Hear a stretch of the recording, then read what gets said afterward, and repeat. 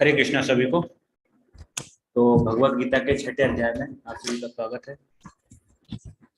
तो आज इस अध्याय को हम पूरा कर लेंगे तो 1/3 भगवत गीता हमारा कंप्लीट हो जाएगा। मतलब पहले के 6 अध्याय जो कर्मयोग प्रधान 6 अध्याय हैं वो आज कंप्लीट हो जाएंगे। इसके बाद एकदम डायमंड क्रीम ही क्रीम ना भक्ति योग स्टार्ट होगा, है ना। तो इस अध्याय का नाम है ध्यान योग, जिसको हम अष्टांग योग भी बोल सकते हैं, है ना। तो चलो, तो इसमें हम जानेंगे कि कैसे ध्यान के द्वारा भगवान से हमको जो हमें भगवान से जुड़ना है ध्यान के द्वारा। अष्टांग योग की विधि क्या है ना। और अर्जुन क्यों मना कर देता है इस अष्टांग योग के लिए, है ना। तो कोई कल जो हमने श्लोक ऑफ द डे था वो कोई सुना सकता है? किसी ने कोई कंठस्थ करके आया है? आप देख के भी पढ़ सकते हैं, ऐसा नहीं है। हैंड रेज कर सकते हैं जो भी।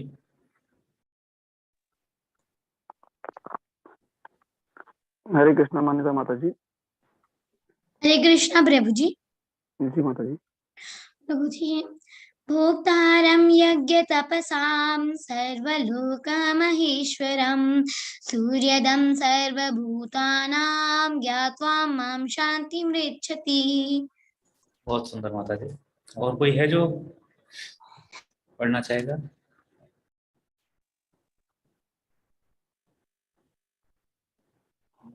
कोई नहीं, चलिए तो हम क्लास स्टार्ट करते हैं। तो इस अध्याय का नाम ध्यान होगा, तो हम आगे चलते हैं।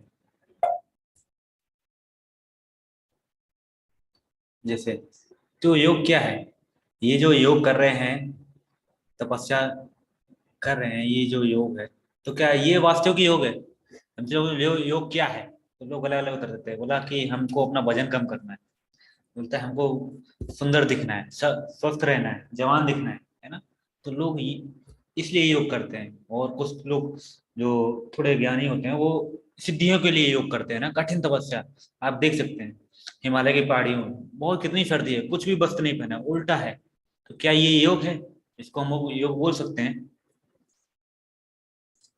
क्या ये है योग? है ये देखो, उल्टे नीचे सर करके ऊपर पैर करके खड़ा है, क्या इसका फालतू में ना बैलेंस बना रहा है। तो क्या ये योग है? ये भी नहीं है। ये देखिए, इनको देखिए, ये भी योग कर रहे हैं। जैसे जमीन में सिर डाल के ऊपर पैर करके खड़े हुए हैं, ठीक से सांस भी नहीं आ रही होगी इसको तो, है ना। और ये भी योग कर रहे हैं, बोलते हैं ये योग है ना। ऐसा नहीं है। योग का मतलब है मैं भगवान से जुड़ना। तो ये ध्यान योग का चैप्टर है, तो इसमें हम जानेंगे ध्यान योग के द्वारा कैसे भगवान से जुड़ सकते हैं, है ना। अरे कृष्ण प्रभु, क्या मेरा स्क्रीन शेयर नहीं हो रहा है? जी हो रहा है प्रभु जी।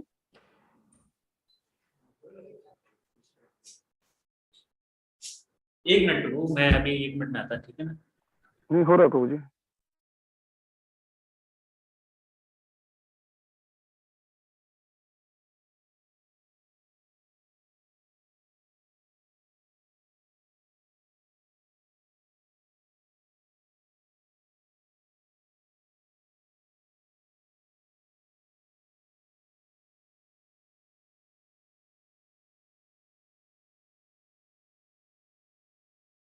फिर चाहूंगा जाने के लिए, है ना। तो कुछ लोग आ गए थे डिबोली मंदिर में, तो उनको कुछ बुक्स वगैरह चाहिए थी, है ना।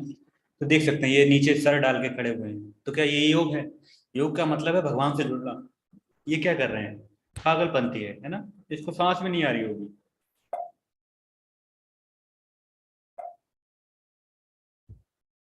है ना? क्या ये योग है? पैर मोड़ना, है ना, पैर मोड़ के खड़े हैं, क्या ये योग है? ये भी योग नहीं है ना। लेकिन इसको बोलते हैं योग है, ये हाथ पैर मोड़ना, है ना। ये देखो, ये कौन सा योगा है? इसको बोलते हैं बियर योगा, है ना। कि योग करते करते बियर पीना, तो इसको बोलते हैं बियर योगा, है ना। जो मन आए वो करो, उसको योगा बोल देते हैं, है ना। ऐसे ऐसे लोग हैं। तो ये भी योगा नहीं है। लेकिन ये देखो, बैलेंस कर रहे हैं उसको, ऊपर खड़े किए हुए हैं, बैलेंस बना रहे हैं, तो ये भी योग नहीं है। लेकिन लोग इसको भी योग बोलते हैं ना। आजकल इसी के लोग पीछे लोग पागल। ये देखो, ये वेरी फेमस योगा है, चेयर योगा। बड़े बड़े ऑफिसों में सिखाते हैं इसको, है ना। कि आप कैसे कितनी देर तक बैठ सकते हैं, ऑफिस में काम कर सकते हैं ना। चेयर योगा आपका बैक पेन नहीं करेगा। देखिए कैसे पागलपंती है लोगों की। योगा के ऊपर देखो क्या योगा है। योगा का उद्देश्य है भगवान से जुड़ना, और यहाँ क्या देखो, चेयर डांसिंग, चेयर योगा है ना। Yoga for cat gen, yoga for pregnancy, yoga for physical and mental health. देखो कैसे कैसे किताबों के नाम है ना। और कितनी ढेर सारी किताबें हैं योगा के बारे में, है ना। लेकिन वास्तविक योग कोई नहीं बताता है, वो सिर्फ भगवत गीता ही हमें बताती है। योग का मतलब है भगवान से जुड़ना, है ना। और ये क्या कर रहे हैं, पागलपंती का काम कर रहे हैं। देखो ये बिल्ली देखो उल्टा लेटी हुई है सोफे पे, है ना। इसको भी लोग योगा बोलते हैं। देखो desktop yoga, back care yoga, है ना। Yoga for wellness, yoga weight loss, है ना। कैसे कैसे योगा आ गए, है ना। आप देख सकते हैं office yoga, yoga secret for business success. देखिए कैसी कैसी बुक हैं। लेकिन योग का मतलब क्या है, हमको भगवान से जुड़ना है। किस माध्यम से जुड़ना है ना, ध्यान योग, ज्ञान योग, कर्म योग, है ना। लेकिन इन लोगों ने योगा अलग ही बता दिया है ना। तो ये अध्याय भगवान शुरू करते हैं। भगवान बोलते हैं ध्यान योग में, श्री भगवान उवाच अनाश्रिता कर्म फलम कार्यम कर्म करोति यः स सन्यासी च योगी च न निरअग्नि चक्रिया। श्री भगवान ने कहा, जो पुरुष अपने कर्म फल के प्रति अनासक्त है और जो अपने कर्तव्य का पालन करता है वही सन्यासी है और असली योगी है। वही नहीं जो ना तो अग्नि जलाता है और ना कर्म करता है। तो भगवान ये जिस चैप्टर में भी भगवान बोलते हैं फर्स्ट में, वो चैप्टर बहुत इंपॉर्टेंट होता है। तो भगवान इसमें खुद से बोल रहे हैं, है ना। तो असली योगी कौन है ना। जो ऐसा नहीं जो कर्म सारे छोड़ दे, है ना, नहीं, जो आग नहीं जलाता, जो कुछ काम नहीं करता, वो नहीं है। असली योगी वो है जो कर्म के प्रति अनासक्त होकर बिना फल की इच्छा के उस कर्म को करे, है ना, बिना आसक्ति रहित होकर, है ना। और अब भगवान बताते हैं अगर आपको आसक्ति है तो मेरे से आसक्ति करो, है ना। जो भी कर्म करो अनासक्त होकर कर्म करो, है ना। तो आप देखेंगे भगवत गीता के चौथे अध्याय में बताएगा राज ऋषि, है ना। तो राज ऋषि को क्यों राज ऋषि ऋषि मतलब राजा को क्यों राज ऋषि बोलते हैं, क्योंकि वो राजा की तरह रहते थे अनासक्त होकर, है ना। और ऋषियों की तरह काम करते थे, है ना। उनको कुछ भी लोभ मोह नहीं था उसे, है ना। सब इंद्रियों के उनकी कंट्रोल में थी, है ना। तो इंद्रियों को क्या है बोलते हैं, ऋषिकेश ऋषिकेश सेवनम, है ना। ऋषिकेशान ऋषिकेश सेवनम, है ना। तो जो भी सारी इंद्रियां हैं ना भगवान की सेवा में लगानी है ना, जिससे जो भगवान, जिससे हम भगवान की पूर्ण भगवत धाम प्राप्त कर सके, है ना। तो भगवान की सेवा में हमें अपनी सारी इंद्रियां लगानी है ना, उनसे अनासक्त होकर कर्म करना है। ऐसा नहीं कि चले गए घर बार छोड़ के हरिद्वार पे दूर बैठे कुछ नहीं कर रहे धर रहे, है ना, ऐसा नहीं है। कोई बिना कर्म किए रह ही नहीं सकता, है ना। तो हमें अनासक्त होकर भगवान के लिए कर्म करना है ना। ध्यान योग की विधि क्या है जानेंगे। ध्यान की विधि है अष्टांग योग। मतलब आप समझ में आ रहा है, अष्ट आठ अंग, मतलब इसके 8 अंग हैं योग के, 8 स्टेप हैं, है ना। तो इसको हम अष्टांग योग भी बोलते हैं।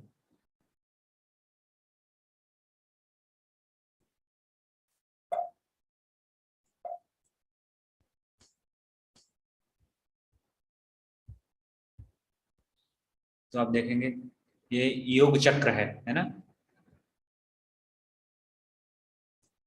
क्या है, सबसे पहले होता है सिर्फ, इसमें बोलते हैं यम, है ना, नियम, आसन, प्राणायाम, प्रत्याहार, धारणा, ध्यान और अंत में समाधि।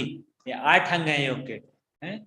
सिर्फ ऐसा नहीं कि आसन करते हैं, है ना, तो वो योग नहीं है ना। बहुत से लोग यही जानते हैं, पूरा योग ही नहीं जानते हैं। प्राणायाम करते हैं, सांस अंदर बाहर करते हैं, बोला हम क्या कर रहे हैं, योग कर रहे हैं। पूरा योग का चक्र ये है। पहले यम, यम का मतलब होता है जो कार्य हमें नहीं करने, वर्जित हैं, जो हम कार्य नहीं कर सकते, है ना। फिर नियम होता है जो हमको कार्य करना है। फिर आसन, एक अच्छा सा आसन, जब आप व्यायाम करना है शरीर का, फिर बैठना है, प्राणायाम। तो अधिकतर लोग प्राणायाम तक पहुंच जाते हैं, है ना। यहाँ तक तो लोग पहुंचते हैं, करते हैं थोड़ा बहुत, है ना, लेकिन इसके आगे नहीं जानते। तो ये जब तक चक्र पूरा नहीं होगा तब तक हमको भगवत प्राप्ति नहीं होगी, है ना। तो इस हमें देखना है कि लोग क्या करते हैं। तो प्राणायाम के बाद आता है प्रत्याहार, इंद्रियों को इंद्रिय विषय से हटाना। मतलब भौतिक आसक्ति से दूर करना इंद्रियों को, है ना। फिर धारणा, भगवान के रूप में मन एकाग्र करना, है ना, भगवान के रूप में मन को लगाना, है ना। ध्यान, भगवान पर और गहरा ध्यान। और फिर अंत में आता है समाधि, मतलब संपूर्ण, मतलब सिर्फ भगवान का ही ध्यान, बिल्कुल पूर्ण तल्लीनता, है ना, उसमें ही खो जाते हैं ना, उसका ही आनंद लेते हैं ना। तो हमको पता चला यम नियम क्या करना है क्या नहीं करना है ना, किसका पालन करना है ना। आसन, अलग अलग मुद्रा होती है ना। प्राणायाम सांस की गति को नियंत्रित करते हैं। प्रत्याहार इंद्रिय सुख का त्याग करते हैं। धारणा ध्यान की प्रारंभिक अवस्था है ना। और फिर ध्यान करते हैं भगवान का, मतलब हमको जब धारणा में ना ध्यान करते हैं, फिर हमारा मन भटकता है, फिर हम ध्यान करते हैं, ऐसे हम करते हैं ना। और जब ध्यान करते हैं तो हम भगवान पे फोकस करके ध्यान करते हैं, लेकिन मन थोड़ा विचलित, लेकिन समाधि में हमारा पूरा कॉन्शियस जो है वो भगवान के ऊपर नियंत्रित हो जाता है ना। और उसके बाद जो योगी है वो भगवान का अपने हृदय में दर्शन कर सकता है ना। और अष्टांग, लेकिन अष्टांग योग के केंद्र कौन है? श्री भगवान है ना। आजकल सभी लोग है ना, अष्टांग योगी जो भी हैं करते हैं, वो भगवान को छोड़ पे किस पे ध्यान करते हैं? प्लस शून्य पे ध्यान करो, है ना, निराकार पे ध्यान करो, शून्य पे, नाक पे ध्यान करो, ऐसे करो ऐसे करो, भगवान पे ध्यान नहीं करते। और उसको बोलते हैं योगा। किस लिए कर रहे हैं? वेट लॉस करने के लिए, सुंदर दिखने के लिए, है ना। तो वो योग नहीं है। असली योग क्या है? भगवान का ध्यान करना अपने हृदय में, है ना। तो लोग मोस्टली नहीं पहुंचते यहाँ तक, प्राणायाम तक पहुंच जाते हैं ना, आधे 4 चक्र तक पहुंच जाते हैं, पूरा 8 तक नहीं पहुंचते। तो इसीलिए कंप्लीट योगा नहीं होता है ना। आगे हम चलते हैं। क्या ये आप इस योग प्रणाली को आजमाने के लिए तैयार हैं? क्या यह व्यवहारिक है?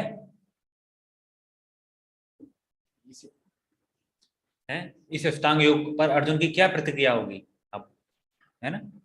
तो अर्जुन इसको क्या बोलेगा, है ना। तो आगे हम देखते हैं। अर्जुन इसको तुरंत मना कर देता है, बोलता नहीं ये व्यवहारिक नहीं है, मन नहीं रोक सकते हम, है ना।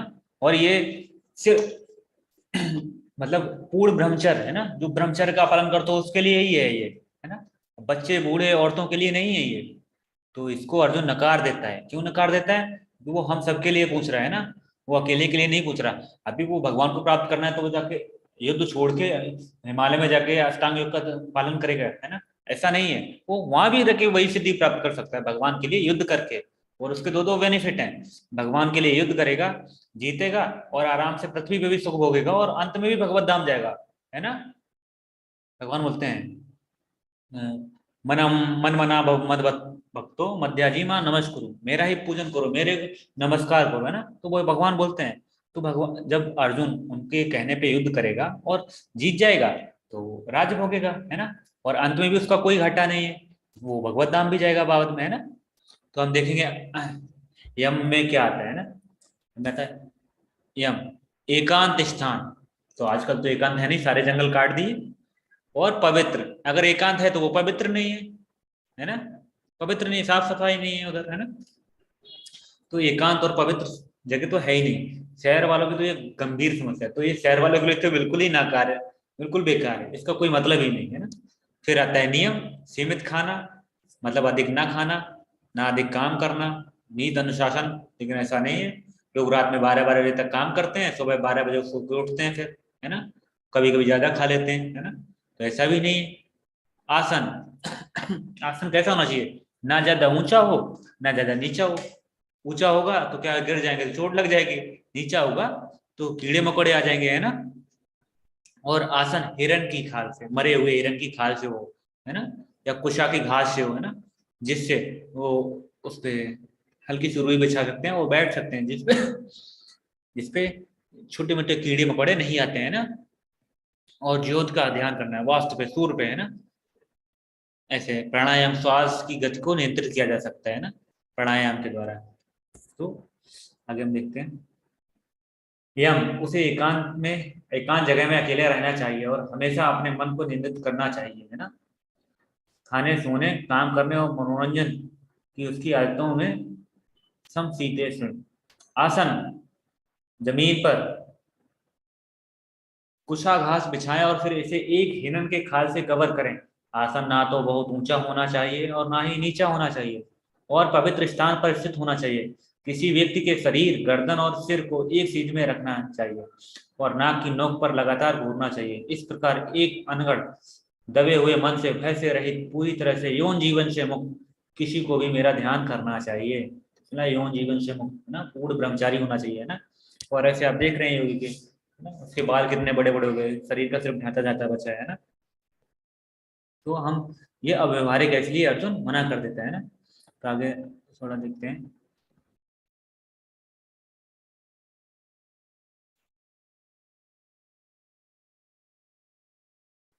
प्रत्याहार, भौतिक अस्तित्व की समाप्ति, मतलब भौतिक अस्तित्व का त्याग। जैसे भूल जाओ कि कोई छात्र है, गृहस्थ है, नौकरी करता है, परिवार है उसका, है ना, ये सब भूल जाओ। तो भी अर्जुन बोलता है, अर्जुन क्षत्रिय था, युद्ध नहीं कर पाएगा, बोलता है ये व्यवहारिक नहीं है ना, ये व्यवहारिक नहीं है ना। तो इसलिए बोलता है ये अव्यवहारिक है। तो इसलिए अर्जुन बताता है इससे अच्छा भक्ति योग है ना, जो कोई भी कर सकता है ना।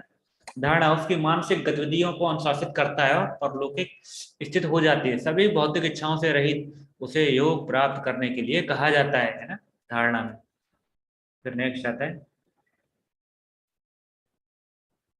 समाधि, सबसे बड़ी कठिनाई के बीच भी स्थित रहता है। यह वास्तव में भौतिक संपर्क से तथा सभी दुखों से वास्तविक स्वतंत्रता है। जब बड़ी मुश्किल से बोलता है ना, तो अर्जुन इसे बोलता है ये बहुत अव्यवहारिक है, इसलिए भक्ति योग महान है। बोलता है युद्ध नहीं कर पाएगा ना, अगर वो अष्टांग योग करने आएगा तो युद्ध कहाँ से करेगा, भगवान की बात कहाँ से मानेगा। बोलते ये व्यवहारिक नहीं है। और ये अर्जुन तो कर सकता है, लेकिन बच्चे तो अर्जुन किसकी तरफ से प्रश्न पूछता है। जैसे कोई नेता होता है, डिबेट में जाता है, तो किसकी तरफ से प्रश्न पूछता है, वो सारी जनता की तरफ से प्रश्न पूछता है, सारी जनता के लिए प्रश्न पूछता है। इसीलिए अर्जुन भी इसी तरह हमारे सबके लिए प्रश्न पूछ रहा है, वो स्वयं के लिए नहीं। तो अर्जुन तो ज्ञानी था, वो अर्जुन को ज्ञान दे रहे हैं भगवान अर्जुन के माध्यम से, है ना। वो भगवान की व्यवस्था समझना चाहिए, है ना। ऐसा नहीं समझना चाहिए कि अर्जुन माया के बस में हो गया, नहीं, अर्जुन तो भगवान का अनंत भक्त है ना, मित्र भी है उनका, है ना। तो ऐसा नहीं समझना चाहिए कि अर्जुन माया में है, नहीं, उसके द्वारा भगवान हमको ज्ञान दे रहे हैं। समाधि, भौतिक अस्तित्व खत्म, परमात्मा से जुड़ जाता है और परमात्मा आनंद प्राप्त करता है। अपने हृदय में जब भगवान को देखता है तो परम आनंद प्राप्त करता है। तो देखते हैं अर्जुन मना क्यों करता है कि ये व्यवहारिक नहीं है। देखें, योयम योगस्त्वा प्रोक्त समायेन मधुसूदना एतस्य हम न पश्यामि चंचलत स्थिति स्थिराम। अर्जुन ने कहा, हे मधुसूदन, आपने जिस योग पद्धति का संक्षेप में वर्णन किया है वह मेरे लिए अव्यवहारिक तथा असहनीय है, क्योंकि मन चंचल तथा अस्थिर है। तो कोई भक्त बताना चाहेगा कि अर्जुन ने अष्टांग योग को क्यों अस्वीकार कर दिया, उसका क्या दृष्टिकोण था।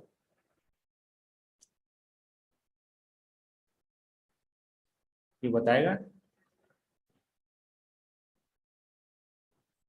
चलिए, इसमें लिखा है एतस्याम न पश्यामि, अव्यवहारिक तथा समन्वय, है ना। तो अर्जुन ये कहते हुए अस्वीकार करता है कि भाई ये बहुत कठिन है और मन तो बहुत चंचल है ना, ये स्थिर नहीं रह सकता एक जगह, है ना। तो और अर्जुन ये कब बोल रहा है, आज से 5000 साल पहले। और ये ज्ञान शाश्वत है, मतलब हमेशा काम रहना चाहिए, क्योंकि द्वापर तो खत्म होने वाला था, कलयुग आने वाला था, तो सब लोगों को यूज के लिए होना चाहिए। तो वही बोलता है 500 साल 5000 साल पहले ना तो नेटफ्लिक्स था, ना सिनेमा था, ना वेब सीरीज था, और सबसे बड़ी बात फोन ही नहीं था, है ना। सोशल मीडिया नहीं था, फेसबुक, इंस्टाग्राम, व्हाट्सएप, है ना, और टिंडर, क्या क्या होता है, ट्विटर, है ना। तो अर्जुन हमारी तरफ से प्रश्न पूछ रहा है और इसीलिए वो मना करता है। भाई आजकल के जमाने में ये छोटे छोटे शॉर्ट वीडियो देखते देखते पूरा दिन शॉर्ट कर देते हैं, खत्म कर देते हैं, है ना। तो अर्जुन हमारे लिए पूछ रहा है। अर्जुन हमारी तरफ से क्यों पूछ रहा है, शुरुआत में सब कुछ जंगल जाने के लिए तैयार था, है ना। वो तो जाना चाहता था, वो तो कहता मैं तो भीख मांग के रह लूंगा, मुझे नहीं युद्ध नहीं करना, है ना। वो तो जाना चाहता था, तो इसीलिए वो हमारे सबके लिए प्रश्न पूछ रहे हैं। ये कलयुग में व्यवहारिक नहीं है। जैसे कि मान लो अगर आदमी कोई प्रभु जी कर भी लेते हैं पूर्ण ब्रह्मचर्य का पालन और चले जाते हैं, पहले बात तो साफ स्थान मिलना मुश्किल है, एकांत है ना, स्वच्छ बहुत नहीं कर सकते हम आजकल। देखो अगर फोन हमको, अगर सुबह सुबह हमारा सबसे पहले कहाँ आ जाता है, पहले देखते हैं फोन किधर है हमारा, पहले व्हाट्सएप फेसबुक चेक करेंगे, उसके बाद ही दूसरा कुछ काम होता है ना। तो हम इतने आसक्त हैं फोन से, तो इसलिए भगवान बताते हैं, अर्जुन बोलते हैं कि ये अव्यवहारिक है, इसको नहीं, छोटे बच्चे माता जी लोग कैसे करेंगे, है ना, नहीं कर सकते, है ना। और कोई प्रभु अपना घर छोड़ के कैसे जाएगा, बच्चे छोड़ के कैसे जाएगा, या माता जी भी अपने बच्चे छोड़ के कैसे जा सकते हैं ना। तो अर्जुन जो है ना, कृष्ण इसलिए अष्टांग योग को भगवद गीता में शामिल की हुई है, जिससे हमें पता चल सके कि देखो जब हम कोई सरल चीज हमारे पास हो है ना, तो हमें बहुत सरल लगती है, हाँ देखो तो बहुत ईजी है। लेकिन जब हमको कोई, अभी हमको ये चैंटिंग करना ही बहुत कठिन लगता है, हरे कृष्णा कृष्णा कृष्णा हरे हरे, हरे राम राम राम हरे हरे। अरे बहुत हो गया, मेरे को सर दर्द कर रहा है ना, बहुत मुश्किल लगता है ये चैंटिंग करना बैठे बैठे केवल, है ना। तो जब तक हम नहीं जानेंगे कि ये सबसे सरल विधि है ना, इसको कोई भी कर सकता है, किसी भी जात का, देश का, धर्म का, है ना, और कोई काल नियम का स्थान नहीं है ना, कि आप कहीं भी नहीं कर सकते, है ना। आप कहीं भी कर सकते हो, जंगल में, छत पे, ऑफिस में, चलते चलते, बैठते लेटते, सोते सोते भी जब सकते है ना। और ये व्यवहारिक है, और ये अव्यवहारिक है, क्योंकि और इसको शामिल क्यों किया भगवत गीता में, क्यों ऐड किया, इसलिए क्योंकि ताकि पता चले कि और कितनी कठिन विधियां हैं, ये सबसे सरल विधि है, हरि नाम संकीर्तन, है ना। आराम से हम कर सकते हैं चैंटिंग, घर बैठ के, कहीं जाना नहीं हमको, कुछ लगना नहीं है ना, कुछ भी नहीं त्यागना, सब कुछ भगवान से जोड़ना है ना, और आराम से घर बैठ के बच्चे बूढ़े सभी लोग कर सकते हैं ना। तो आगे देखते हैं अर्जुन क्या क्या बोलता है कि किस लिए मैं ये नहीं कर सकता, है ना।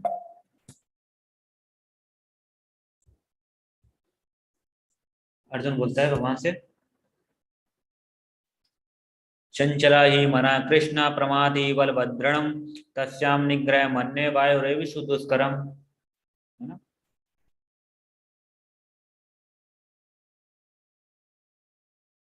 तो अर्जुन, हे कृष्ण, चूंकि मन चंचल, अस्थिर, उच्छृंखल, हठीला तथा अत्यंत बलवान है, अतः मुझे इसे बस में करना वायु को बस में करने से भी अधिक कठिन लगता है। अर्जुन क्या बोलता है, हे कृष्ण, है ना, मैं एक बार वायु को रोक सकता हूँ, हवा को रोक सकता हूँ, उसको पकड़ सकता हूँ, लेकिन मैं इस मन को नहीं रोक सकता, ये बहुत चंचल है ना।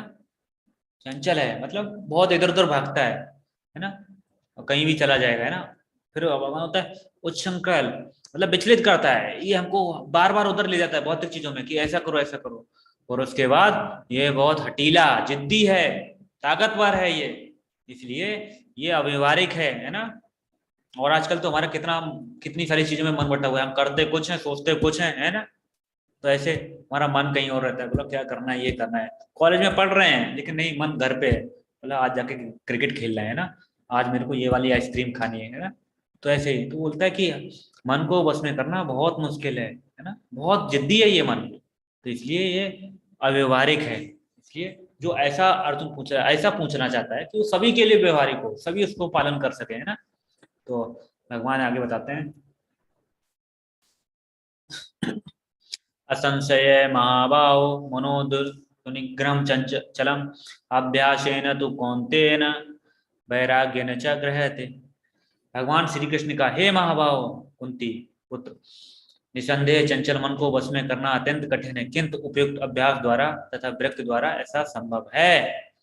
तो भगवान खुद कहते हैं हाँ ये बहुत मुश्किल है ना, और इसको बस में किया जा सकता है, ऐसा नहीं इसको बस में नहीं किया जा सकता, कुछ भी ये संभव नहीं है, सब संभव है, लेकिन कैसे, अभ्यास के द्वारा, है ना। कहते हैं ना, करत करत अभ्यास के जड़ मत चेत सुजान। जिसको क्या होता है ना, आपने देखा होगा गांव में कुएं पे पहले लोग पानी भरते थे, रस्सी किसकी होती थी, जूट की, घास फूस की रस्सी होती थी, और जो कुआं होता था उसके पत्थर लगे रहते हैं बड़े बड़े, घिसते, जब हम डेली उसको पानी चलाते हैं, भरते भरते भरते भरते उस पर रगड़ पड़ जाती है ना, तो घिस जाता है, उस पर निशान पड़ जाते हैं रस्सी के, रस्सी के निशान पड़ जाते हैं उस पर। तो वही भगवान बोलते हैं कि अभ्यास करो, है ना, कोई शॉर्टकट नहीं है, समय तो लगेगा, ऐसा नहीं है कि एकदम से आज हमने सुबह चैंटिंग की बस हम कल से बस प्योर भक्त हो गए, हमारी किसी चीज में आसक्ति नहीं है, हम गुस्सा कंट्रोल सब कुछ बढ़िया हो रहा है, नहीं ऐसा नहीं है, हमको समय लगेगा, क्योंकि हमने करोड़ जन्मों से पाप किए हैं, तो वो धूल हम पे जमी हुई है ना। आप एक महीना खाना बनाए कढ़ाई में, वो कितनी गंद जाती है, तो उसको धीरे धीरे साफ करेंगे, साफ हो गया ना। तो भगवान बोलते हैं धीरे धीरे आप अभ्यास करो, है ना, अभ्यास करते रहोगे तो आपका हो जाएगा। और विरक्तिपूर्ण, है ना, हम उससे जुड़े नहीं, है ना, हम उसका विरक्तिपूर्ण करें, मतलब हम उससे अटैचमेंट नहीं रखें, है ना, तो जब हमको उच्च स्वाद मिल जाएगा तो लोअर टेस्ट वो खुद ही छोड़ देगा ना। और अभ्यास कैसे, श्रवणम, है ना, सुनने के द्वारा, है ना। मनुष्य को समस्त 10 चिंताओं से शुद्ध करने के लिए परम शक्तिशाली और दिव्य विधि है श्रवणम, सुनने से। जैसे क्या है ना, अगर किसी ने हमारी तारीफ की, सुबह सुबह उठा और बोला कि मेरा, अरे बेटा तुम बहुत अच्छे हो, ऐसे हो वैसे हो, तो हम सुन लेते हैं, पूरे दिन एक अलग ही एटीट्यूड में रहते हैं ना। वाह, अरे मेरी उसने तारीफ की, हम सारा दिन उसका चिंतन करते हैं, है ना। या हमको किसी ने सुबह उठते ही गाली दे दी, है ना, और जबकि हमें आ रहा पूरा दिन सारा सब कुछ अच्छा हो रहा है, लेकिन अगर हमको किसी ने सुबह सुबह गाली दे दी तो हम पूरे दिन उसका ही चिंतन करेंगे। बोलेंगे उसने मेरे को गाली दी, उसकी तो टांग तोड़नी है, उसने दी कैसे मुझे गाली, है। उसने ये नहीं देखा मैं कितना बलवान हूं, मैं इसका क्या कर सकता हूँ, अब मैं दिखाऊंगा उसको कि मैं उसका क्या करता हूँ, है ना। तो ऐसे ही श्रवणम, तो सबसे पहला है हमको सुनना है। सुनेंगे वही आदमी जो कानों से रस रस जाता है, कानों से अमृत जाता है ना। तो जो हम सुनेंगे वैसा ही हम चिंतन करते हैं। तो हमको हरे नाम जब हम चैंटिंग करते हैं, तो जब माला जपते हैं, तो हमको ऐसे नहीं बोलना हरे कृष्ण कृष्ण कृष्ण कृष्ण हरे हरे राम राम राम, ऐसे नहीं, आराम से सुनना, सुनना है उसको, श्रवणम, है ना। ऐसे कैसे करना है, हरे कृष्णा कृष्ण कृष्ण हरे हरे, हरे राम राम राम हरे हरे। सबसे शक्तिशाली दिव्य विधि यही है ना, सबसे ताकतवर। बोलते भी हैं नाम नाम कारी बहुधा निज सर्व शक्ति, भगवान बोलते हैं मेरी जितनी शक्ति है मैंने अपने नाम में डाल दी है ना। जो नाम लेगा, बोलते हैं अगर जो चैंटिंग करते हैं तो उसकी जीवा पे भगवान डांस करते हैं, है ना। समझ सकते हैं आप, भगवान डांस करते हैं हमारी जीवा पे, है ना। और जैसे आप देखो अभी किसी का नाम, जैसे आप देखते हैं ये अनुज मिश्रा है ना, किसी का नाम अनुज मिश्रा है ना, तो उसको वो ए अनुजा इधर आ, ऐसे नहीं। अगर उसको उसका नाम सही से लेंगे तो ही वो प्यार से आएगा, है ना। ऐसे उल्टा सीधा उसका नाम लेंगे तो नहीं आएगा, है ना। तो हमको उसको ध्यान देना है ना। तो भगवान का नाम अच्छे से लेना है, साफ साफ, और हमको सुनना है उसको, क्योंकि श्रवणम बहुत इंपॉर्टेंट है ना। और थोड़ा तेज तेज लेना है, हरे कृष्णा कृष्ण कृष्ण हरे हरे, हरे राम राम राम हरे हरे, है ना। ऐसे हमको सुनना है। विरक्ति वैराग्य मतलब भौतिक चीजों में रुचि ना ले, है ना। भौतिक चीजों में हमको रुचि नहीं लेनी है ना। जैसे मान लो अभी हम नमक की रोटी खाते हो, है ना, और हमको दाल रोटी मिल जाए तो हम नमक की रोटी छोड़ देंगे। और जैसे ही हमें पनीर और रोटी मिलती है तो हम दाल रोटी छोड़ देंगे, है ना। और हमको अगर पूड़ी पनीर मिलता है तो वो उसको रोटी और पनीर को छोड़ देंगे, है ना। तो ऐसे ही हमको जब भगवान नाम का हायर टेस्ट मिल जाएगा तो हम सारे लोअर टेस्ट छोड़ जाएंगे, है ना, अपने आप स्वतः ही छूट जाएंगे, है ना।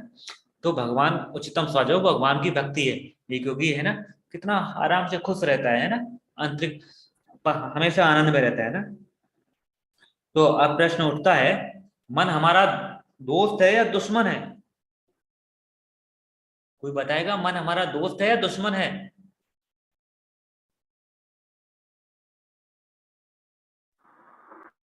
किसी को नहीं पता कि मन दोस्त है या दुश्मन है? हरे कृष्णा माता जी, प्रभु जी अपने हैंड रेस करिए बताने के लिए। मन हमारा मित्र है या शत्रु है? जी रुचि माता जी, हरे कृष्णा। हरे कृष्णा प्रभु जी, मन जो है हमारा दोस्त भी है और हमारा दुश्मन भी है। अगर वो हमारे कंट्रोल में है तो वो हमारा दोस्त है, और अगर कंट्रोल में नहीं है तो वो हमारा दुश्मन है। हरे जी कृष्णा। जी, धन्यवाद माता जी। कुछ लोग चैट में भी लिख रहे हैं। हाँ, तो मन जो है हमारा दोस्त भी है और दुश्मन भी है ना। जैसे आप देखो, अगर हमारे घर में चूल्हे में आग लगी है और नियंत्रण में है ना, तो अच्छे से रोटी पकेगी, सब कुछ ठीक होगा। और अनियंत्रित हो गई तो वो क्या करेगी, रोटी जला देगी, और कहीं अगर उड़ के चलेगी तो आग भी लगा देगी, है ना। जैसे नियंत्रित आग हमारा खाना पका सकती है, घर में रोशनी का काम करेगी, और अनियंत्रित आग बड़े से बड़े जंगल को आग लगा देती है ना। तो हमको मन को हमेशा मन हमारा शत्रु भी है और मित्र भी है ना। तो आगे हम देखेंगे।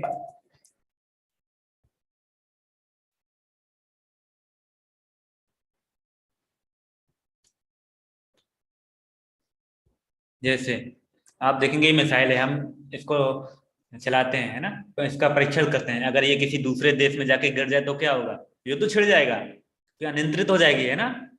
वैसे ही अगर सूर्य की किरणें आती है ना, तो एक दिन थोड़ा ज्यादा हो जाए, अनियंत्रित हो जाए तो क्या होगा, सब कुछ जला के भस्म कर देगा। वैसे ही अग्नि, अगर अनियंत्रित अग्नि है तो वो सब कुछ नष्ट कर देगी, है ना। आप देख सकते हैं मन आग की तरह है, जब नियंत्रित किया जाता है तो चमत्कार हो सकता है। और नियंत्रण से बाहर तबाही हो सकती है ना। तो आप देख सकते हैं किस प्रकार जंगल में आग लगी है ना। तो ऐसे ही मन को हमेशा हमको नियंत्रण में रखना है ना, भगवान के चिंतन में लगाना है ना, जिससे हमारा मन नियंत्रण में रहेगा और सब कुछ अच्छा होगा। देखते हैं अगला श्लोक। बंधुरात्मा मनुष्य एना एनात्म में महात्मना जिता अनात्म मनस्तु शत्रुते वर्तेता में शत्रुवता। जिसने मन को जीत लिया है उसके लिए मन सर्वश्रेष्ठ मित्र है, किंतु जो ऐसा नहीं कर पाया इसके लिए मन सबसे बड़ा शत्रु है ना। से एक जिद्दी घोड़े का उदाहरण दे सकते हैं ना। अगर आप उसको धीरे धीरे उसको प्रैक्टिस उसके साथ जाएंगे, है ना, उसके साथ कंट्रोल में करेंगे तो कितना अच्छा धीरे धीरे दोस्त उसको बना सकते हैं ना। ऐसा नहीं कि एकदम से जाएंगे सीधे दोस्त बन जाएगा, उसको धीरे धीरे कंट्रोल करेंगे, धीरे धीरे कंट्रोल हो जाएगा। वैसे ही जैसे हम सुबह उठते हैं, व्यायाम करते हैं ना, लेकिन कभी कभी क्या होता है ना, सुबह 4 बजे हम उठे, 4 बजे का अलार्म लगाया, बोला मंगल आरती जाना है सुबह, है ना। या मान लो किसी को कहीं जाना है, ट्रेन पकड़ने जाना है, और बोलेगा थोड़ा अभी तो क्या 4 बजा है, स्टेशन पास में ही है, 10 मिनट में पहुंच जाएंगे, 4:20 पे उठ जाएंगे, 10 मिनट और सो जाओ। फिर देखता है, अरे और थोड़ा सो जाओ। ऐसे ही धीरे धीरे करके हम झपकी लग जाएगी गहरी और हम सो जाएंगे और हमारी ट्रेन निकल जाएगी, है ना। तो हमें ऐसा नहीं करना है। आपने 4 बजे का अलार्म लगाया, 4 बजे उठिए आप, है ना, और मन कहता थोड़ा और सो लो, लेकिन नहीं, हमें इसके बस में नहीं होना, हमको इसे बस में करना है ना। तो तुरंत हम जा सकते हैं, है ना। तो आप देखेंगे मन को बस में किया तो हमको ट्रेन मिल गई, और नहीं किया तो हमारी ट्रेन चली गई, है ना। तो कितना नुकसान हुआ। तो इसलिए वो बोलता है कि नहीं नहीं थोड़ा और सो लो। ऐसा करता है ना, सभी का करता होगा, सभी स्टूडेंट है, रात में पढ़ाई करते हैं थोड़ा, तो सुबह बोलता है अरे क्या 10 मिनट और 10 मिनट और। फिर क्या करते हैं, जल्दी जल्दी उठते हैं, ब्रश भी नहीं करते, नहाए और खाना खाया नहीं भी खाया और सीधे कॉलेज भाग गए, है ना, उल्टे सीधे कपड़े पहन के। तो इसलिए हमें मन को बस में करना है, जिससे कि हम, या मन को हमें अपना मित्र बनाए जिसके ये हमारे अनुकूल काम करे, है ना। तो अर्जुन का प्रश्न है, अर्जुन कहता है हे भगवान, जैसे मान लो कोई करता है, जैसे अभी एक प्रभु जी एक दिन क्वेश्चन बोल लेते हैं, प्रभु मैं कभी कभी चेंटिंग करता हूँ और फिर नहीं कर पाता हूँ, है ना। तो मैंने बोला अगर रेगुलर कीजिए, लेकिन फिर भी आप देखिए अर्जुन क्या बोलता है। अर्जुन कहता है हे कृष्ण, उस असफल योगी की गति क्या है जो प्रारंभ में श्रद्धा पूर्वक आत्म साक्षात्कार की वृत्ति ग्रहण करता है, किंतु बाद में भौतिकता के कारण उससे विचलित हो जाता है और योग सिद्धि को प्राप्त नहीं कर पाता, है ना। तो अर्जुन पूछ रहा है, बहुत इंपॉर्टेंट प्रश्न है, कि जो शुरू शुरू में तो स्टार्ट करता है लेकिन बाद में पूरी तरीके से पूरा नहीं कर पाता, है ना। जिसका मन बस में ना हुआ हो, है ना, बुरी संगत में हो, है ना, तो फंस गया हो, धीरे धीरे चैंटिंग करता था लेकिन फिर ना इधर का रहा ना उधर का रहा, है ना। बोलते हैं ना घर का ना घाट का, बीच में फंस गया, ना तो पूरा भक्ति पूरी तरीके से भक्ति कर पाया, ना पूरी तरीके से भौतिक आसक्ति, है ना। तो ना इधर का रहा ना उधर का, तो उसकी गति क्या होती है। तो आगे बढ़ते हैं। असफल योगी पवित्र आत्माओं के लोकों में अनेकानेक वर्षों तक भोग करने के बाद या तो सजातारी पुरुषों के परिवार में, धनवानों के जन्म में कुल में जन्म लेता है ना। जो वो थोड़ा सा भी चैंटिंग करता है तो क्या होगा, उसका अगला जन्म या तो अच्छे अच्छे लोगों के घर में जन्म होगा, और या तो बहुत पैसे वालों के घर में जन्म होगा। तो वो जल्दी से भोग भाग करके, मतलब जो भी उसकी इच्छाएं होंगी पूरा करके फिर से भक्ति में लग जाएगा, है ना। और भक्ति ऐसी अकाउंट है जैसे कि मान लो अगर हम इस जन्म में हमने पीएचडी किया, है ना, तो जब हम अगली बार जब पैदा होंगे तो हमको फिर से क्लास 1 से स्टार्ट करके पीएचडी करनी होगी, है ना, अगर हमको डॉक्टर बनना है ना। लेकिन ये भक्ति में नहीं है। भक्ति में अगर आपने मान लो 10% किया तो अगले जन्म में जब हम आएंगे तो 11% से स्टार्ट करेंगे और 100% होने पे हम भगवत धाम वापस चले जाएंगे, है ना। तो भक्ति का कभी ये अकाउंट दिव्य अकाउंट है, इसमें कभी लॉस नहीं होता, इसमें बढ़ता रहता है ना। तो आप हमेशा से वहीं से स्टार्ट कर सकते हैं ना। लेकिन भौतिक दुनिया में ऐसा नहीं है। हम कुछ भी करते हैं, आज हम मान लो आप पढ़ते हैं, आप जॉब करते हैं, लेकिन जब आपका बच्चा होगा तो उसको पढ़ना पड़ेगा, है ना। लेकिन आपके अगले जन्म में अगर भक्ति करते हैं, आप थोड़ा सा भी करते हैं, तो अगले जन्म में आप वहीं से स्टार्ट करेंगे। और जो अनेकानेक वर्षों तक करता है ना, अथवा यदि दीर्घ काल तक योग करने के बाद असफल रहे तो वह ऐसे योगियों के कुल में जन्म लेता है जो अति बुद्धिमान है। निश्चय ही संसार में ऐसा जन्म दुर्लभ है ना। जो काफी टाइम तक भक्ति करता है ना, उसके बाद अगर उसका पतन होता है, मतलब नहीं कर पाता पूरी तरीके से, तो अगले जन्म में वो बहुत वैष्णव परिवार में जन्म लेगा ना, जहाँ वो बचपन से ही भक्त होगा, बचपन से ही भक्ति स्टार्ट कर देगा और जल्दी से जल्दी भक्ति पूर्ण कर लेगा, 100% कर लेगा ना। तो भक्ति का कभी नाश नहीं होता, 1% भी करते हैं तो अगले जन्म में हमारी चली जाती है ना। लेकिन भौतिक कर्म इस जीवन में जो करते हैं, मान लो हमने इस बार करोड़ों रुपए कमाए, अगले जन्म में आएंगे तो हमको कुछ नहीं, खाली हाथ, हमको कुछ नहीं मिलेगा, है ना। लेकिन हमको अगले जन्म में भक्ति उतनी ही मिलेगी, है ना। और सबसे इम्पोर्टेंट क्या है, श्रवणम, हमने बोला था सुनना चाहिए। जैसे आप देखेंगे विश्वामित्र जी योगी थे, योग साधना कर रहे थे, योग में क्या हुआ, मेनका आई, थोड़े से घुंघरू की आवाज पड़ी कानों में और वो विचलित हो गए, है ना। लेकिन इसमें क्या है, भक्ति, इसमें भगवान का नाम सुनना है ना। वो योग योग नहीं करना, योगी चले जाते उनका ध्यान करते हैं, कोई आएगा बस हो गया, लेकिन नहीं, हमको तो इसमें तो सब भगवान से जोड़ना है ना। तो हमको भक्ति करनी है, और ये अगर थोड़ी सी भी हम भक्ति करते हैं, है ना, तो बहुत महान महान से बड़े भय से भी हमारी रक्षा करेगी, है ना। अगर कोई थोड़ी सी भी भक्ति करता है तो बहुत बड़े से बड़े खतरा टल जाएगा, है ना। और या तो धनवान के जन्म घर में जन्म होगा या अच्छे लोगों के घर में जन्म होगा, और जो थोड़ा ज्यादा करता है वो अगले जन्म में किसी वैष्णव परिवार में होगा और आराम से भक्ति कर सकता है बचपन से ही, है ना, शुरू से ही भक्ति करेगा और जल्दी से जल्दी आगे बढ़ सकता है ना। ऐसा जन्म दुर्लभ है। तो आगे चलते हैं। जैसे नारद मुनि हर समय क्या जपते हैं, नारायण नारायण, है ना। तो ये कर्म योगी, ज्ञान योगी, अष्टांग योगी से भी बेस्ट है भक्ति योगी, है ना। भक्ति योग सबसे बेस्ट है ना। तो ये कौन है, भक्ति योगी, सब कुछ करते हैं भगवान के लिए ना, पूर्ण ब्रह्मचारी हैं और आराम से पूरे दिन हर समय समय भगवान का ही ध्यान करते हैं, भगवान का ही नाम जपते हैं। कलयुग दम्भ प्रधान योग, यानी अहंकार से भरा हुआ और गर्व से भरा हुआ है ना। तो भगवान इसका जवाब खुद देंगे, है ना, कि उनके पास हमसे ज्यादा दिमाग है ना। तो इसलिए भगवान की बात हमको माननी चाहिए, भगवान खुद बताते हैं हमको। अन्य सभी योग भक्ति योग की ओर अग्रसर होते हैं। आप देख सकते हैं सीढ़ी नीचे कर्म योग, ज्ञान योग, अष्टांग योग, फिर है भक्ति योग। तो सबका एम ही है भक्ति योग तक पहुंचना, है ना। कर्म योग करो या धीरे धीरे एक एक सीढ़ी चलो, या लिफ्ट से ऊपर चले जाओ, या डायरेक्ट सीधे भक्ति करो, सबका ही एम है भगवान को प्राप्त करना, भगवत धाम जाना। और सबसे ऊपर क्या है, भक्ति योग। तो हम वो करेंगे ना, स्टार्ट आज से स्टार्ट करते हैं ना। कर्म योग भगवान को अर्पित करते हैं, ज्ञान योग, है ना, ज्ञान और बुद्धि के द्वारा भगवान को जानते हैं ना, है ना। अष्टांग योग में भगवान पे ध्यान करते हैं, और भक्त में सब कुछ नहीं, सब न्यूटन, सब आराम से सिर्फ भक्ति कर सकते हैं, सब कुछ भगवान के, जो हम जितनी भी बुद्धि हमारे पास है, जितना भी जैसा शरीर है, जो भी सामर्थ्य हमें, सब भगवान के लिए लगा सकते हैं ना।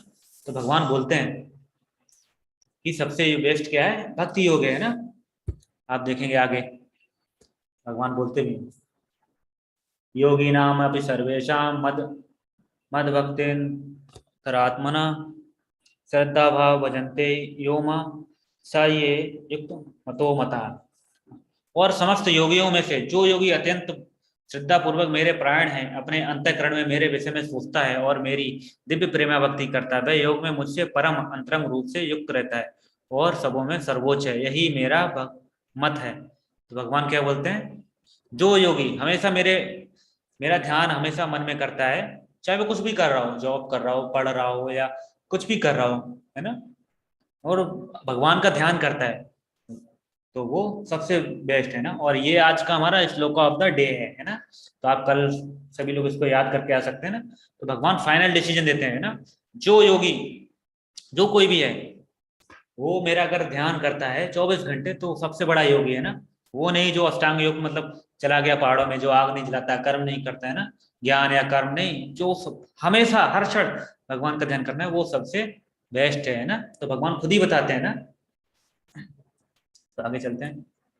तो अध्याय 1 से 6 कर्मयोग प्रधान थे, अब अगले आएंगे 7 से 12 भक्ति योग, और अंत में ज्ञान योग प्रधान, है ना। तो कल से हम एकदम से मलाई मलाई खाने वाले हैं, है ना, क्योंकि कल से भक्ति योग स्टार्ट होने वाला है ना, जिसको भगवान ने सर्वश्रेष्ठ बताया है ना। तो 6 चैप्टर पूरे भक्ति योग के ऊपर है ना। तो आप कल से बहुत सिंसियर से सुने, जिसने अभी तक ध्यान से नहीं सुना, कल से उससे मेरा अनुरोध है कि पूरी ध्यान से सुने, है ना। भगवान ने हमको 2 कान दिए हैं, दोनों कानों से सुनना है हमको, ऐसा नहीं इस कान से सुनो, उस कान से निकाल दो, है ना, ऐसा नहीं है। तो योग, है ना, जैसे सतयुग में क्या था ना, योग कर सकते थे, तब लोगों की 1 लाख साल एज होती थी ना, तो लोग हजारों हजारों साल भगवान का ध्यान लगा सकते थे ना। यही त्रेता युग में लोग बड़े बड़े यज्ञ करते थे, जो बहुत बहुत बहुत पैसा खर्चा होता था, 100 100 साल यज्ञ चलते थे, है ना, जिसमें 10,000 साल आयु होती थी ना। फिर द्वापर में अर्चा विग्रह, मतलब भगवान की पूजा करते थे ना, मंदिर बड़े बड़े मंदिर बनाते हैं ना। लेकिन द्वापर में लोग भी 1 1 हजार साल एज होती थी। लेकिन इस कलयुग के लिए कौन सा युग बेस्ट है, आप देखेंगे कलयुग में भगवान के नाम का जाप, है ना। तो भगवान बोलते हैं कैसे जाप करना है, हरे कृष्णा कृष्णा कृष्णा हरे हरे, हरे राम राम राम हरे हरे। भगवान ने शिक्षाश्रम में बोला भी है, नाम नामकारी बहुधा निज सर्व शक्ति, है ना। भगवान ने सारी शक्तियां जो है अपनी अपने नाम को दे दी है ना। जो भी नाम लेता है तो समझ उसमें सबसे ज्यादा शक्ति है ना। नाम के द्वारा ही हम भगवत धाम जा सकते हैं ना। क्यों, भगवान को जब किसी को हम बुलाते हैं बड़े प्रेम से, आप समझ लो दिन में कितने 16 माला करते हैं ना, 16 माला करते हैं, कम से कम 1 1.5 हजार नाम लेते हैं। तो आप दिन में अगर किसी को 2 3 बार भी बुलाते हैं, भले आपकी उससे लड़ाई भी हो, है ना, आपसे उसका कोई भी संबंध ना हो, आप उसको 2 3 बार भी बुलाएंगे तो भी वो आ जाता है, पूछेगा क्या है, बताइए क्यों बुलाया आपने। तो अब भगवान को दिन में इतनी बार बुलाएंगे तो भगवान तो सुनेंगे ही ना। और तो हमको हर रोज कम से कम 16 माला जप करना है ना। लेकिन आप लोग अभी से स्टार्ट कर सकते हैं, कम से कम डेली 1 माला जप करें, जो हमारे आगे के लेवल के लिए क्वालिफिकेशन भी है ना। मतलब ये कम से कम 1 माला जप करें, जिससे हम आगे के लेवलों में जाएं और अच्छे से भगवत गीता का अध्ययन करें, है ना। तो नारायण समन्वय में गए, कलयुग में लोगों को केवल परमेश्वर के पवित्र नामों का जाप करना चाहिए, है ना। इसमें बोला है कि सिर्फ भगवान के नामों का जाप करना चाहिए और कुछ नहीं करना चाहिए। ना ही अष्टांग योग, ना ही कर ज्ञान योग, क्या जब भगवान का नाम लेते हैं तो भगवान स्वतः ही ज्ञान हृदय से बोलते हैं, दिव्य ज्ञान हृदय प्रकाशित, है ना। तो हमारा ज्ञान तो हमारे अंदर है, अंदर से ही प्रकाशित हो जाएगा। जो भक्त बन जाता है उसके पास सारी सिद्धियां हो जाती है ना। ऐसा नहीं कि सिद्धियों के लिए अलग से हमको कोई प्रयत्न करना है, नहीं, तो हमको भगवान का नाम जप करना है। हरे कृष्णा कृष्णा कृष्णा हरे हरे, हरे राम राम राम हरे हरे, है ना। तो आता है हरे राम, हरे नाम हरे नाम एव केवलम कलो नास्ते नास्ते गतिरन्यथा, है ना। चैतन्य चरितामृत में लिखा है ये, है ना, कि झगड़ा और पाखंड के इस युग में उद्धार का एकमात्र साधन भगवान के पवित्र नामों का जप है, और कोई रास्ता नहीं है, और कोई रास्ता नहीं है, और कोई रास्ता नहीं है। 3 बार बोला गया है ना, कोई रास्ता नहीं है, कोई रास्ता नहीं है, कोई रास्ता नहीं है। तो 3 बार जो बोला जाता है तो मतलब बहुत उसमें ताकत देगी। जैसे अभी आपने सुना होगा 3 तलाक होता था, बोला तलाक तलाक तलाक, हो गया तलाक, फिनिश, है ना। तो ऐसे ही तो इसमें 3 बार बोला गया है, बहुत जोर दिया गया है कि इसके अलावा कोई दूसरा रास्ता नहीं है, आप कितना भी करो, है ना। कलयुग के लिए यही है एकमात्र ना जब। तो आप देख सकते हैं कैसे करना है, हरे कृष्णा कृष्णा कृष्णा हरे हरे, हरे राम राम राम हरे हरे, है ना? संकीर्तन करना है। तो कोई बता सकता है जप में और संकीर्तन में क्या अंतर है, कैसे करते हैं।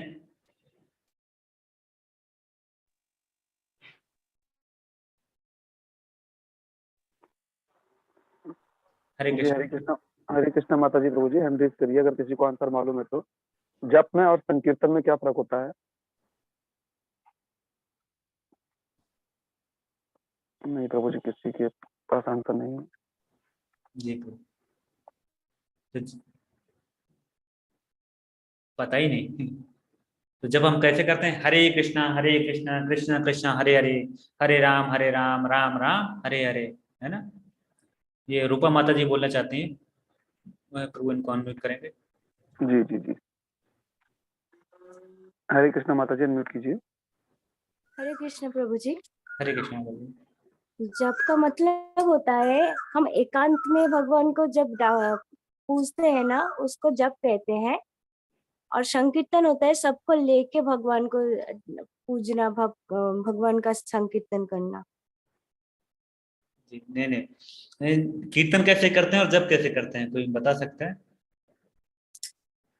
जी प्रभु जी, माता जी ने बोला कि अगर आप अकेले कर रहे हैं बोला तो उसे जप बोलेंगे, और साथ में लोगों के साथ में बैठ के करते हैं वही चीज तो उसे बोला संकीर्तन बोलेंगे।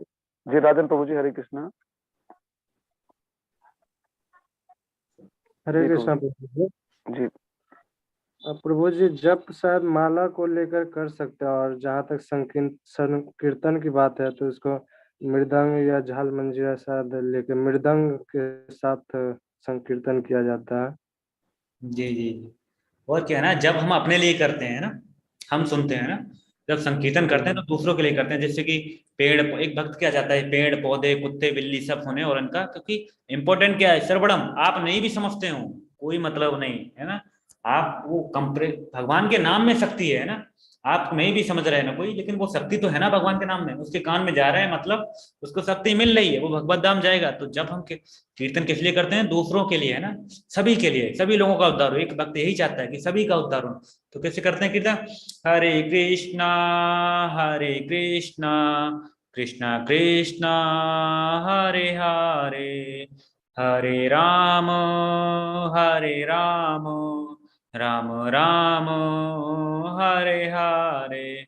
और माला जब जब हम कैसे करते हैं, हरे कृष्णा कृष्णा कृष्णा हरे हरे, हरे राम राम राम हरे हरे, है ना, ऐसे करते हैं ना।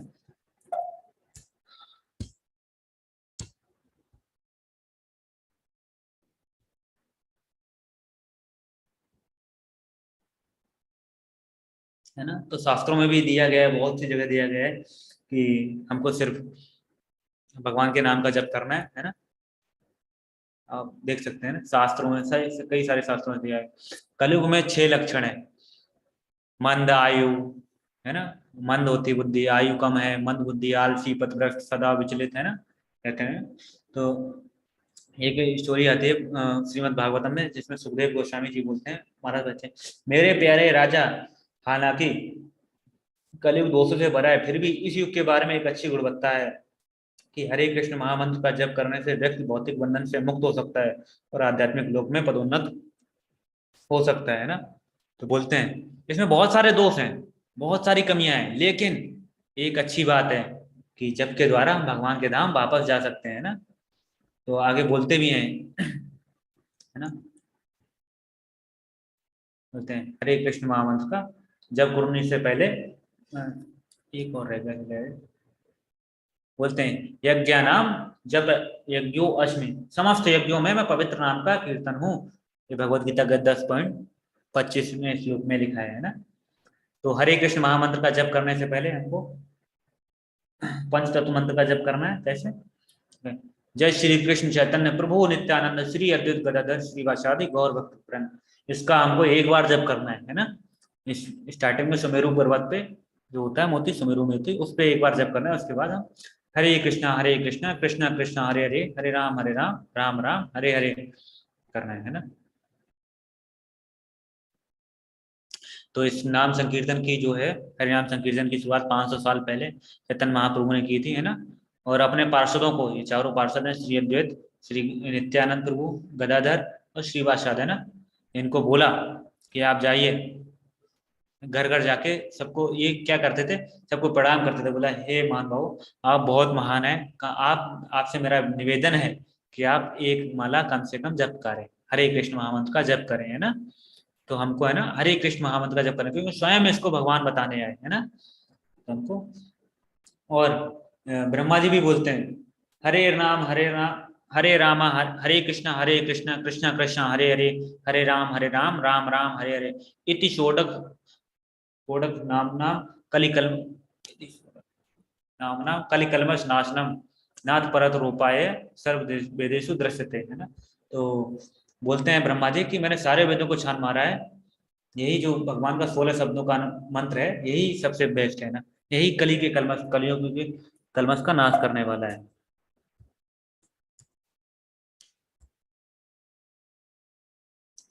और मंत्र है ना थोड़ा जोर से जपें, जिससे कि सुनने के लिए पर्याप्त आवाज हो, ताकि हमारा ध्यान केंद्रित रहे, है ना। तो हमको सुनना है, हमको बोलना है, और एकदम एक एक अक्षर आराम से सुनना है ना।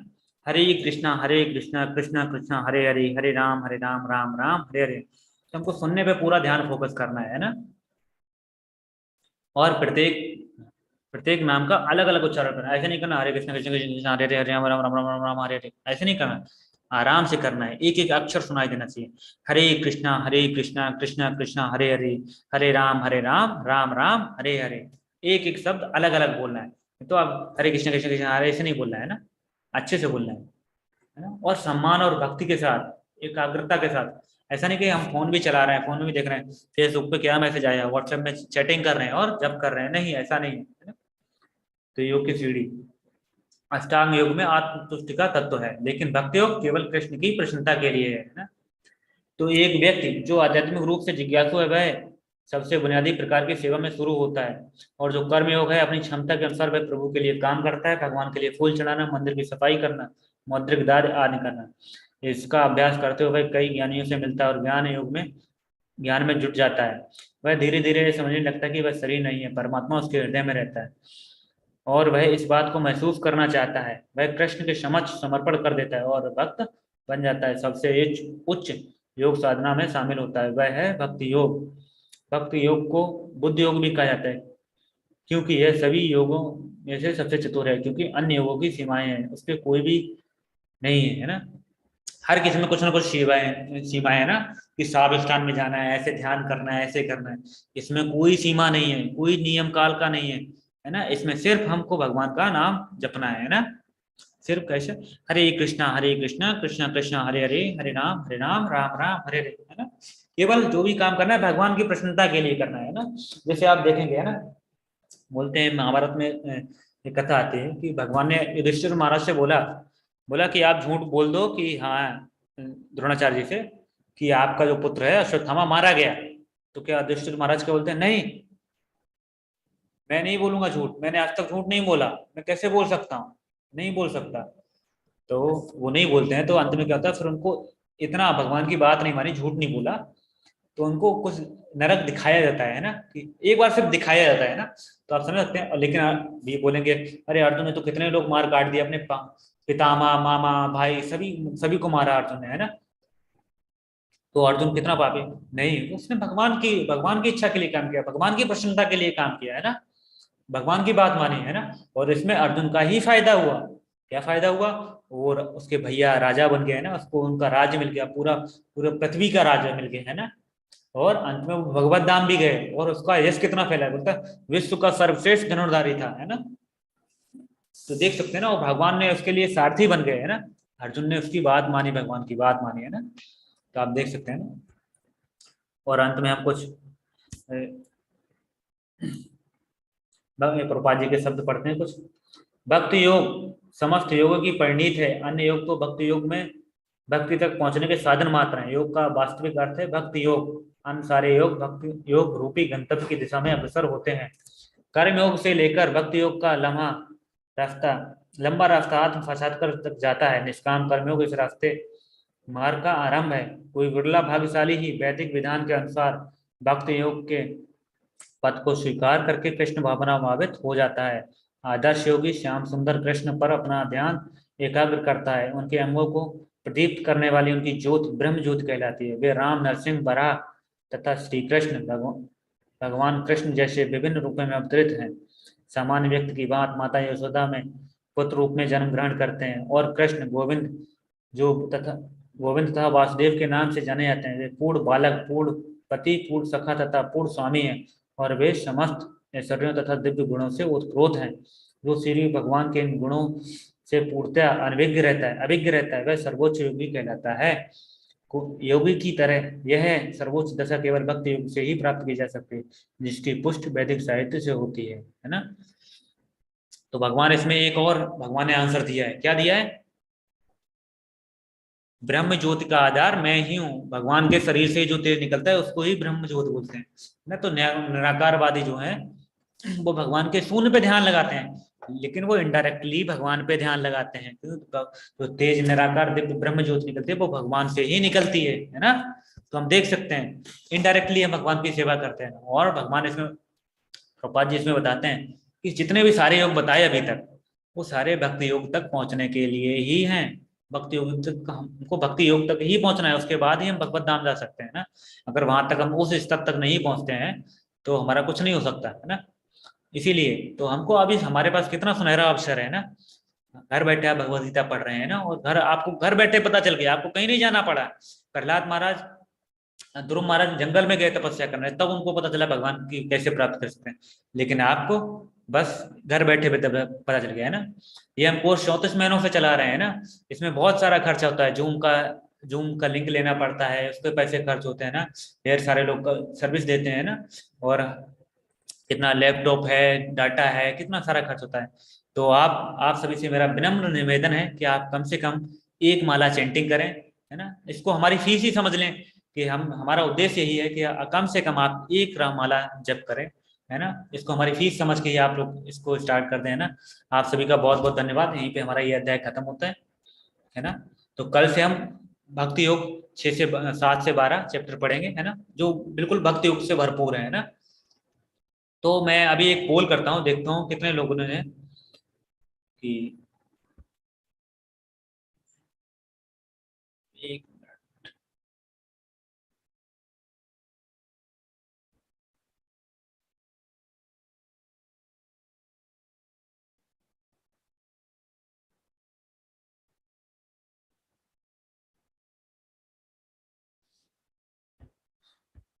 चलिए कोई ना। तो जो लोग चैंटिंग करते हैं वो लोग हैंड रेस कर सकते हैं, कोई भी अगर एक माला भी चैंटिंग करता है तो हैंड रेस कर सकते हैं ना।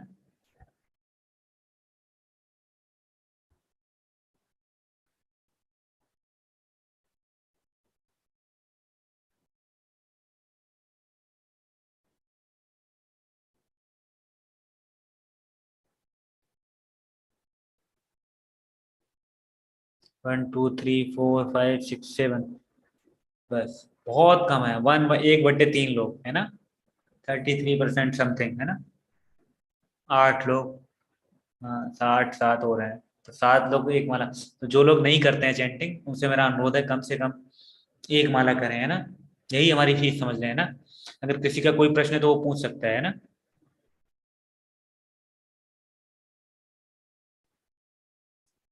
ये सब लोग हैंड डाउन कर लें, जिसका प्रश्न है वो हैंड रेस कर सकते हैं। किसी का कोई प्रश्न है? जी हरे कृष्णा माता जी प्रभु जी, किसी का कोई प्रश्न है तो आप हैंड रेज कर सकते हैं। जी प्रभु जी, एक चैट बॉक्स में प्रश्न था एक रूपा माता जी का। प्रभु जी, घर में बाल गोपाल लेके आई हूँ, इनकी सेवा कैसे करूँ? जी माता जी। तो भगवान की डीटी वर्शिप आप तो लेके आए हैं, जैसे लड्डू गोपाल को लोग वात्सल्य भाव में लेके आते हैं ना बच्चे की तरह, तो उनके बच्चे की तरह केयर करनी चाहिए। लेकिन ऐसा नहीं कि उनको जगह जगह लेके घूमे, नहीं, वो भगवान है ना। आप पवित्र जगह में ले जाते हैं, नहीं, ऐसा अच्छा सही नहीं है। आप उनको अपने मंदिर में ही रखें, क्योंकि देखे होंगे आपने, लोग जाते हैं वृंदावन, उनको लेके इधर उधर घुमाते हैं ना, खुद भी बिस्किट खाते हैं, उनको भी बिस्किट खाते हैं, नहीं। आप उनको शास्त्रों के अनुसार सेवा कर सकते हैं ना, शास्त्रों में जो लिखा है उसके अनुसार उनको भोग लगा सकते हैं, है ना। और उनके व्रत, सब चीज जैसे शास्त्रों में लिखा है उस हिसाब से भगवान की सेवा कर सकते हैं ना। आप भगवत गीता पढ़ रहे हैं, इसमें भी आता है कैसे भगवान की सेवा कर सकते हैं, क्या खिलाना चाहिए, कैसे भगवान की आरती चाहिए, उनको डेली स्नान कराओ, कपड़े चेंज करो, है ना। ऐसे भगवान की सेवा करते हैं, बहुत सिंपल है। बस ऐसा नहीं उनको ले लेके उनका ड्रामा बनाए, उनको इधर उधर लेके घूमे, नहीं, हमको घूमना नहीं है ना। कीर्तन तो माता जी हमारे लिए है, वो क्या कीर्तन सुनेंगे, है ना। आपको अपना नाम सुनना पसंद है, कोई आपके नाम का जप करे, नहीं। आप किसके गाने सुनते हैं? दूसरों के गाने सुनते हैं ना। तो भगवान को क्या, हाँ आरती है, भगवान से प्रार्थना करते हैं ना, उनसे प्रार्थना करते हैं, उनको कीर्तन नहीं सुनाते। कीर्तन तो हमारे लिए होता है ना, उनसे प्रार्थना करिए। जो भी आरती होती है वो उनसे करेंगे, है ना। आरती गाते हैं, आरती में आप देखेंगे आरती क्या होता है, मोस्टली उसमें प्रार्थना ही होती है, भगवान से हम प्रार्थना करते हैं, है ना। तो मुझे नहीं लगता किसी का और कोई प्रश्न है। जी प्रभु जी, एक वंदना माता जी का है चैट बॉक्स में। जी मन को नियंत्रित करने के लिए क्या करें? लर्निंग अवर, मतलब मन को नियंत्रित करने के लिए क्या करें माता जी? आज तो वो तो ऑलरेडी आंसर मिल गया है ना, ये अर्जुन ने भी यही पूछा था। जी प्रभु जी, एक बार आप दोबारा बता दीजिए जी जी कि जी। मन को नियंत्रित करने के लिए क्या करें। तो बोला कि, है ना, मन को हमको धीरे धीरे अभ्यास करके, ऐसे आप कहें कि नहीं मेरा तो आज से ही, जैसे आज बीज बोया आज ही पेड़ जमना चाहिए, नहीं जमेगा ना, नहीं आज फल खा सकते हैं, उसको हमको इंतजार करना है, धीरे धीरे ही होगा ना। तो आप धीरे धीरे धीरे धीरे भगवान के नाम का जप करें, भगवान से प्रार्थना करें, प्रार्थना में ही शक्ति है ना। तो भगवान से प्रार्थना करें, भगवान का नाम का जप करें, है ना। आपको धीरे धीरे एक दिन मन जो है कंट्रोल हो जाएगा, है ना। ऐसा नहीं कि मन को कंट्रोल नहीं कर सकते, भगवान ने बोले ना विरक्ति पूर्ण कर्म करें, है ना, किसी चीज से आसक्ति ना करें। अगर आसक्ति ही करनी है तो भगवान से करें, है ना, भगवान के प्रति आसक्ति बढ़ाएं, है ना। और धीरे धीरे भगवान का नाम का जप करें, भगवान से प्रार्थना करें, निश्चित ही आपका मन आपके कंट्रोल में हो जाएगा ना। हमको धीरे धीरे उसको, कहीं भी जैसे हम जप करते हैं ना तो भागता है बोला कि अरे वो काम है, वहां जाना है बाहर घूमने, तो वहां से उसको खींचे और तुरंत भगवान के मन ध्यान, भगवान के श्री विग्रह या अर्चा विग्रह में लगा, भगवान का ध्यान करें, है ना। धीरे धीरे मन तो भागेगा, लेकिन हम उसको बार बार पकड़ के लाना है। जब हम बार बार पकड़ के लाएंगे तो फिर मन भागेगा ही नहीं, है ना। तो हमको कैसे हरे कृष्णा कृष्णा कृष्णा हरे हरे, हरे राम राम राम हरे हरे, बस इसका ही आप जप करें और आपका मन नियंत्रित हो जाएगा। ओके माता जी, हरे कृष्णा। हरे कृष्णा माता जी। जी राजन प्रभु जी, हरे कृष्णा। अनम्यूट कीजिए प्रभु जी। जी हरे कृष्णा प्रभु जी। हरे कृष्ण प्रभु। प्रभु जी माला कहीं से भी यानी पास के मंदिर से ले सकते हैं ना? जी जी, ले सकते। तुलसी माला चाहिए क्या? नहीं नहीं, ऐसा कोशिश तो नहीं है। आप स्टार्टिंग में नीम का माला या और भी बेल के माले आते हैं, आप उस पर भी जेंटिंग कर सकते हैं। मोस्टली माला होना चाहिए, है ना। अगर नहीं भी है तो आप कुछ भी मोती होते हैं उनकी माला यूज कर सकते हैं ना। ठीक है प्रभु जी। ओके प्रभु, मुझे लगता है अब किसी का कोई प्रश्न है तो फिर चलते हैं प्रभु, है ना। जी जी जी प्रभु जी, मैं एक बार सबको अनम्यूट कर देता हूँ प्रभु जी। ओके हरे कृष्णा महामंत्र हरे कृष्णा बोल के आपका सेवन। हरे कृष्णा प्रभु जी। हरे कृष्ण हरे कृष्ण। हरे कृष्णा। हरे कृष्ण हरे कृष्ण हरे कृष्ण हरे कृष्ण। हरे